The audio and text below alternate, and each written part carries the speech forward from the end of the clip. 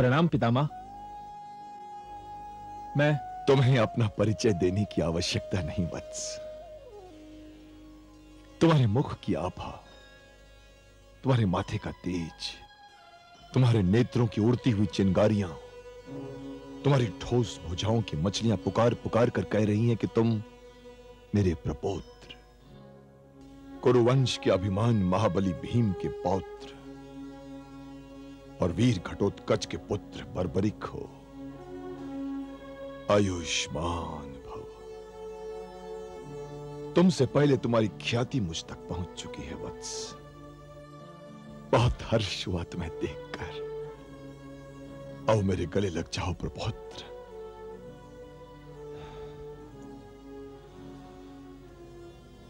और मैं भी आपसे मिलकर कृतार्थ हो गया हूं पितामह।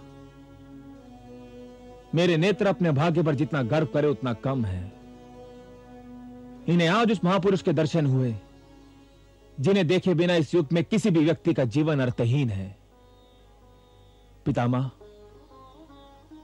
आपके रूप में मैं साक्षात भगवान को अपने सम्मुख देख रहा हूं।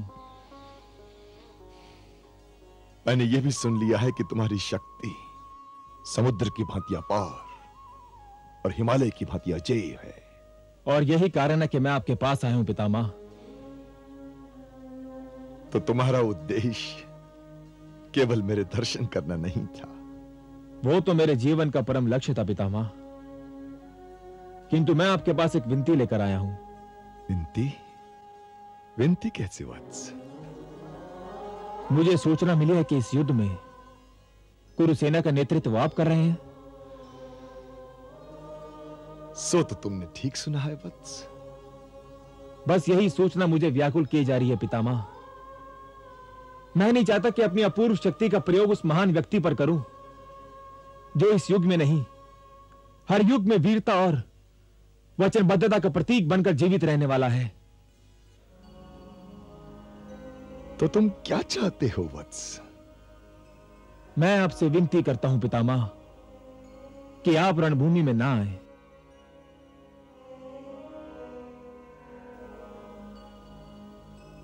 एक मार्ग और भी है वत्स। वो क्या पितामह? वो ये कि रणभूमि में तुम ना हो। ये नहीं हो सकता पितामह। यदि यह संभव होता तो मैं आपके पास ये विनती लेकर आता ही क्यों? मैं अपने परिवार के लिए प्रतिबद्ध हूं। मैं विवश हूं पितामह। मैं ऐसा नहीं कर सकता। जो तुम नहीं कर सकते वो मुझे करने को क्यों कह रहे हो वत्स? मैं तो आपसे भिक्षा मांग रहा हूं पितामह।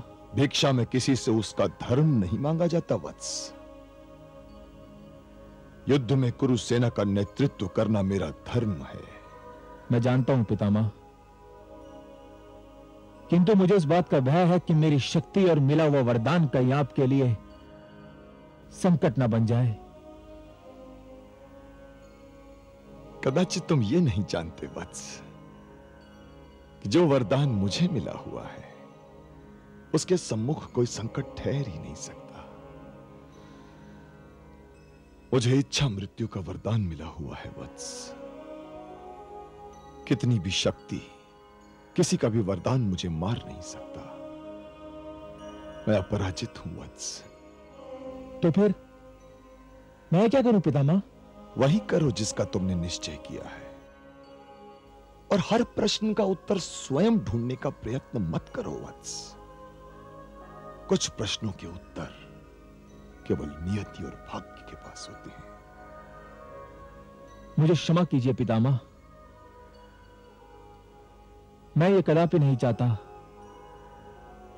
कि आप रणभूमि में मेरे सामने आए। चाहने से कुछ नहीं होता वत्स। चाहता तो मैं ये था, युद्ध कदापि न हो, किंतु अब ये युद्ध मेरे चाहने और न चाहने के वृत्त चक्र से बाहर निकल चुका है।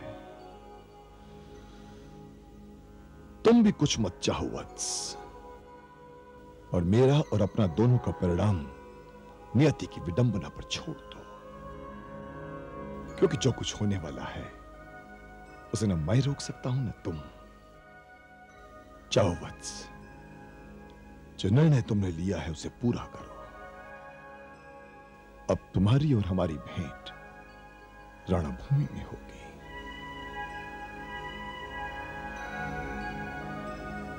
आयुष्मान भव।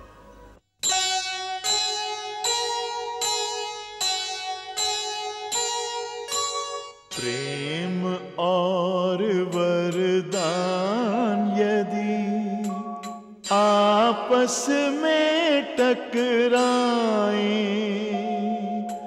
चिंता छोड़ भविष्य की अपना कर्म निभाएं, अपना कर्म